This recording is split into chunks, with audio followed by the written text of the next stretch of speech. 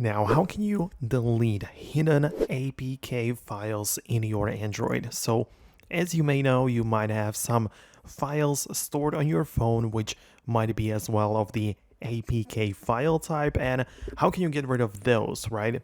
So, essentially, there are some apps which work as cleaners for this purpose.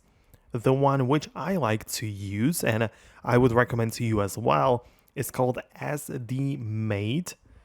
And using this application, you can basically just open it up and perform a bunch of different scans, right? So you can scan your phone in so many different ways, right? So you can use it to scan for some old and unneeded file. You can analyze the storage, but you have what's called an app cleaner, right? And this scan, if you perform it, is gonna tell you what's really going on, and it's gonna allow you to just delete so many different files which are not necessary to be used.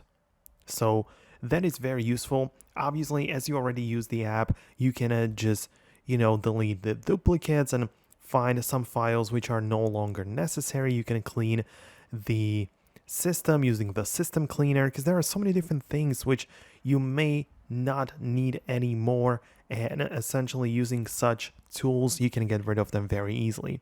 So this might include APK files, but essentially any kind of other file type might be cleaned using a software and a service like this.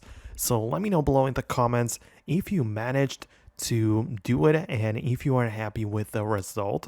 Most definitely subscribe below for more tutorials and videos like this one, and I'll catch you soon in the next video.